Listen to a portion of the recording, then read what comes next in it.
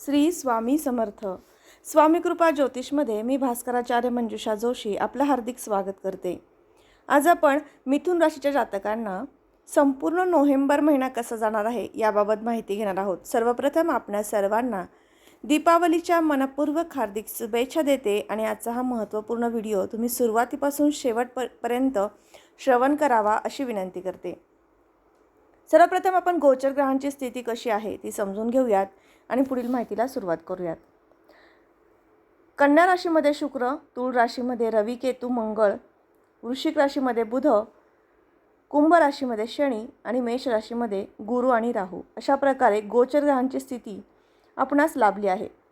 2 November या दिवशी शुक्रदेव कन्या राशीमध्ये प्रवेश करतील. 6 नोव्हेंबरला बुधदेव वृश्चिकेत जाणार आहेत. 16 नोव्हेंबरला रविदेव वृश्चिकेत जाणार आहेत आणि 16 नोव्हेंबरला मंगळदेव वृश्चिकेत जाणार आहेत. 26 नोव्हेंबरला बुधदेव धनुराशीत जातील. 28 नोव्हेंबरला राहुदेव मीनेत आणि केतुदेव कन्या राशीमध्ये गोचर करायला सुरुवात करतील आणि 29 नोव्हेंबरला शुक्रदेव पुन्हा तुळेत गोचर करण्यास सुरुवात करतील. तर अशा प्रकारे गोचर स्थिती संपूर्ण महिनाभर लाभत आहे. सर्वप्रथम आपण व्यक्तिमत्वाच्या दृष्टीने विचार केला असता हा महिना लग्नस्थानाचे मालक बुधदेव हे षष्ठ स्थानामध्ये वृश्चिक राशीमध्ये गेल्यामुळे थोड्याफार प्रमाणामध्ये संघर्षाचा, कटकटीचा किंवा ताणतणाव देणारा संभवणार आहे. मग हा कोणत्या संदर्भात?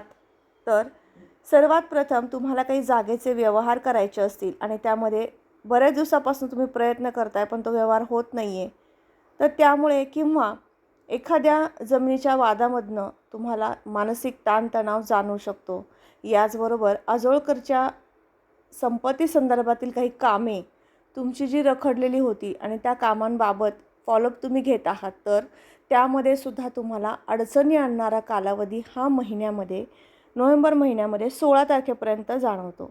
16 नोव्हेंबर नंतर मात्र तुमची कामे मार्गी लागण्यास सुरुवात होतील आणि जो मानसिक गोंधळ झालेला आहे किंवा चिडचिड वाढली आहे, ताण जाणवतोय, हा ताण कमी झालेला दिसून येईल. धनस्थानाचा विचार केला असता धनसंपत्ती संचय होण्याचे योग मात्र कमी प्रमाणात आहेत. परंतु 28 नोव्हेंबर नंतर 29 नोव्हेंबरपासून तुम्हाला आर्थिक स्थितीमध्ये बदल झालेले जाणवतील.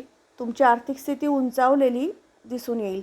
परंतु या महिन्याच्या 29 तारखेपर्यंत तुम्हाला थोड्याफार प्रमाणात पैसा संचय न होता खर्च मोठ्या प्रमाणात होऊ शकतो, गुंतवणूक मोठ्या प्रमाणात होऊ शकते, असा काहीसा कालावधी तुम्हाला जाणवत आहे. यानंतर पराक्रम आणि परिश्रम या दोन्ही ठिकाणाचा विचार केला असता तृतीय स्थानाचे मालक रविदेव हे सध्या स्थितीमध्ये तुळ राशीमध्ये आहेत. 16 नोव्हेंबर नंतर ते वृश्चिक राशीमध्ये जातील. 16 नोव्हेंबरपर्यंत तुम्हाला कामाचा ताण वाढणं, ताण जाणवणं आणि त्याचबरोबर परिश्रम खूप करतोय पण कष्टाला यश येत नाही असं काहीसं मनात येणं, अशा काही संकल्पना मनात आल्यामुळे मन खिन्न होणं, अशा काहीशा वातावरणातनं तुम्हाला जावं लागणार आहे. परंतु हा त्रास तुम्हाला 16 नोव्हेंबरपर्यंत जाणवू शकतो. यानंतर तुमची सर्व कामे मार्गी लागणार आहेत आणि जो पण आपण या व्हिडिओच्या थंबनेलमध्ये सांगितलेला आहे तो पण म्हणजेच तुमची आर्थिक स्थिती स्तर हा उंचावण्याचा कालावधी हा 16 नोव्हेंबरपर्यंत मध्यम स्थिती दर्शवतो, अल्पस्थिती दर्शवतो. तेथून पुढे तुम्हाला आर्थिक भरभराट, उन्नती, प्रगती झाल्याचा जाणवेल. यानंतर शिक्षण आणि संतती संदर्भात विचार केला असता संततीचं सौख्यसुद्धा तुम्हाला या महिन्यात अतिशय उत्तम प्रकारचं लाभणार आहे.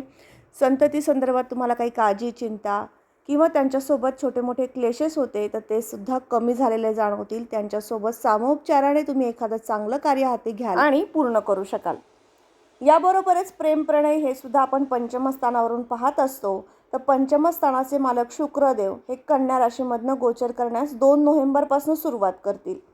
2 नोव्हेंबर ते 29 नोव्हेंबर हा जो कालावधी आहे यामध्ये तुमच्या जोडीदारासोबत किंवा तुमच्या प्रियकर किंवा प्रियसीसोबत तुम्हाला काही मतभिन्नता, मतभेद होते किंवा त्यांच्यापासून काही काळापुरतं लांब राहण्याची वेळ आली असेल, तर हे सर्व अडचणी दूर होणार आहेत आणि तुम्हाला पुन्हा एकत्र आणण्यासाठीचं सुंदर ग्रहमानसुद्धा या नोव्हेंबरमध्ये प्राप्त होत आहे. याचबरोबर तुमच्या आईचं सौख्यसुद्धा तुम्हाला या महिन्याभरामध्ये अतिशय उत्तम प्रकारचं लाभणार आहे. याचबरोबर कुटुंबाची साथसोबतसुद्धा लाभणार आहे. परंतु कुटुंबाच्या जबाबदाऱ्या किंवा कुटुंबातील इतर व्यक्तींच्या अडचणींमुळे तुम्हाला आर्थिक स्थिती तुमची अडचणीत येऊ शकते किंवा अडचणी निर्माण करून देण्यासारखं ग्रहमान मात्र उत्पन्न होऊ शकतं.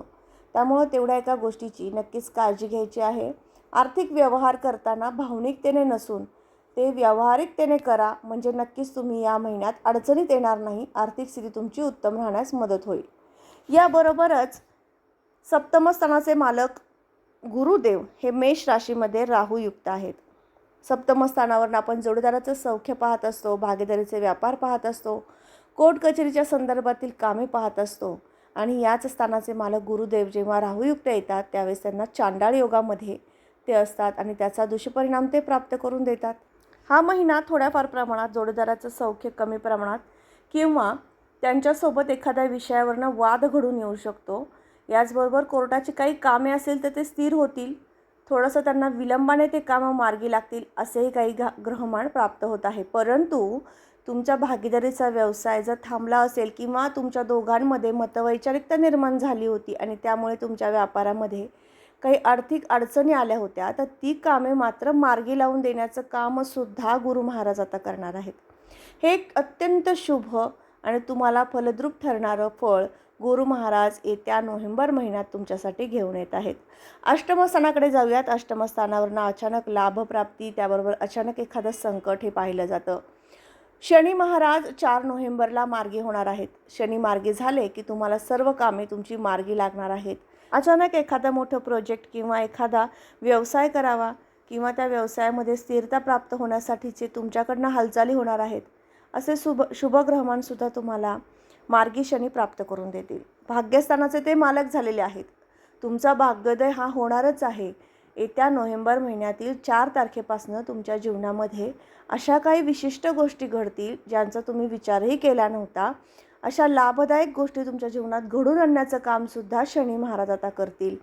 मार्गी शनी महाराज हे तुमच्यासाठी अत्यंत फलदायी ठरणार आहेत. याचबरोबर आपण उद्योग, व्यवसाय आणि नोकरी या स्थानाकडे वळूयात. पत्रिकेतील 10वं घर, कर्मस्थान म्हणून ओळखलं जाणारं 10वं घर, या स्थानावरून आपण उद्योग व्यवसाय सुस्थितीमध्ये राहील का किंवा नोकरी प्राप्त होईल का या सर्व गोष्टी पाहत असतो. तर याच स्थानाचे मालक गुरुदेव हे आता चांडाळयुक्त राहूबरोबर जे योग करत होते, अशुभ योग करत होते, त्यापासनं 28 ऑक्टोबरला त्या दोघांचा योग हा नष्ट होणार आहे. चांडाळ योग नष्ट झाल्यानंतर तुम्हाला बऱ्यापैकी तुमच्या उद्योग व्यवसायामध्ये स्थिरता, नोकरीमध्ये सुस्थिती प्राप्त झालेली जाणवणार आहे. परंतु 28 नोव्हेंबरपर्यंत कोणत्या अडचणी येतील, म्हणजेच पण कोणता आहे ते आता समजून घेऊयात. 28 नोव्हेंबरपर्यंत उद्योग व्यवसायामध्ये, त्याचबरोबर संततीसोबत तुम्ही एखादं नवीन कार्य, नवीन प्रोजेक्ट सुरू करू इच्छिता किंवा त्यांच्यासोबत घेऊन त्यांच्या नावाने तुम्ही एखादा नवीन व्यवसाय थाटू इच्छिता, तर अशासाठी 28 नोव्हेंबर नंतर उत्तम कालावधी आहे. परंतु या महिन्याच्या 28 तारखेपर्यंत तुम्ही तो व्यवसाय सुरू करू नये असं मी या माध्यमातून सांगू इच्छिते. याचबरोबर दशमस्थानाचे मालक गुरुदेव हे लाभस्थानात आलेले आहेत. लाभस्थानातील गुरुदेवांवरती शनीची तृतीय दृष्टी येत आहे. 4 नोव्हेंबरला शनिदेव मार्गी होणार आहेत. त्यामुळे नक्कीच तुम्हाला या दरम्यान थोडासा आळशीपणा वाढू शकतो. काम करायचं आहे पण उद्यावर ढकलणं, अशाही काही गोष्टी घडू शकतात. त्यामुळे काळजी घ्यायची आहे. तुम्हाला रोज मेडिटेशन करणं, व्यायाम करणं हे तुम्हाला अत्यंत उपयुक्त ठरणार आहे. कारण तुमचं परिश्रम आणि पराक्रम हे दोन्ही योग अतिशय उत्तम शुभ सुरू होत आहेत. मग यासाठी तुम्हाला स्वतःला वेळ द्यावा लागणार आहे आणि तो वेळ देताना नैराश्य, आळस ह्या गोष्टी टाळायच्या असतील तर मेडिटेशन आणि आरोग्याची काळजी घेण्यासाठी व्यायाम करणंही तितकाच जरुरीचं आहे. म्हणजेच या दरम्यान तुम्हाला अतिशय उत्तम ग्रहमान प्राप्त होत आहे. ज्यांचा पाण्यासंदर्भातील, केमिकल संदर्भातील व्यवसाय असेल, रासायनिक खते, बी बियाणे या संदर्भातील व्यवसाय असेल तर नक्कीच तोही तेजीत येणार आहे. आणि याबरोबरच ज्यांचा दुग्ध व्यवसाय आहे, आईस्क्रीम पार्लर आहे, अशांसाठी सुद्धा अतिशय उत्तम व्यावसायिक स्थिती दर्शवणारा कालावधी हा नोव्हेंबर महिन्यात सुरू होत आहे. याबरोबरच सर्व्हिस संदर्भात विचार केला असता तुम्हाला नोकरी नवीन प्राप्त होण्याचे ग्रहमान या नोव्हेंबरमध्ये प्राप्त होत आहे. 4 नोव्हेंबर नंतर तुम्ही प्रयत्न करू शकता. अतिशय उत्तम प्रकारचा योग सुरू होत आहे. यानंतर खर्चाच्या दृष्टीने विचार केला असता वैयक्तिक, त्याचबरोबर कुटुंबातील इतर सदस्यांसाठी मोठ्या प्रमाणात खरेदीसाठी तुम्हाला खर्च करावा लागणार आहे. या संदर्भातील खर्च होऊ शकतात आणि याचबरोबर तुमच्या आईसाठी काहीतरी घेण्यासाठी किंवा तिच्या आरोग्यासाठी सुद्धा पैसा खर्च होऊ शकतो. अशा पद्धतीने खर्चाचं ग्रहमान तुम्हाला या नोव्हेंबर महिन्यामध्ये लाभत आहे. आता सगळ्यात महत्त्वाची गोष्ट ती म्हणजे उपासना. कारण उपासनेची जर जोड दिली तर नक्कीच आपण जीवनामध्ये यशस्वी होऊ शकतो.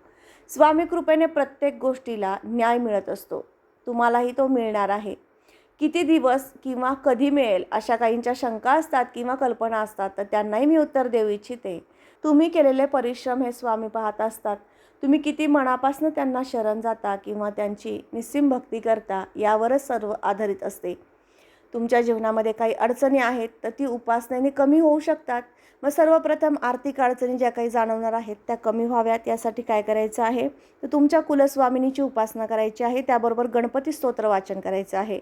28 नोव्हेंबरपर्यंत सर्व मिथुन राशीच्या जातकांनी गणपती स्तोत्र वाचन केल्यास नक्कीच तुम्हाला राहुदेवांचा जो काही त्रास आहे, चांडाळ योगामुळे जो होणारा त्रास आहे तो कमी होण्यास मदत होईल. आणि त्याचबरोबर रीम राहवे नमः हा जप करायचा आहे.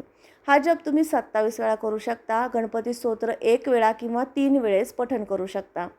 याबरोबरच उद्योग व्यवसाय किंवा नोकरी प्राप्त करण्यासाठी मारुती स्तोत्र वाचन करायचं आहे.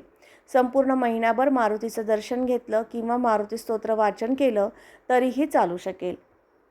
याबरोबरच जोडीदाराची साथ सोबत प्राप्त व्हावी, तुमच्या जीवनामध्ये आनंद प्राप्त व्हावा म्हणून दर बुधवारी व्यंकटेश स्तोत्राचं पठण करायचं आहे.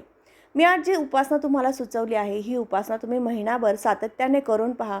नक्कीच तुमच्या जीवनामध्ये आनंद, ऐश्वर्य आणि आर्थिक स्थिती उंचावलेली दिसून येईल.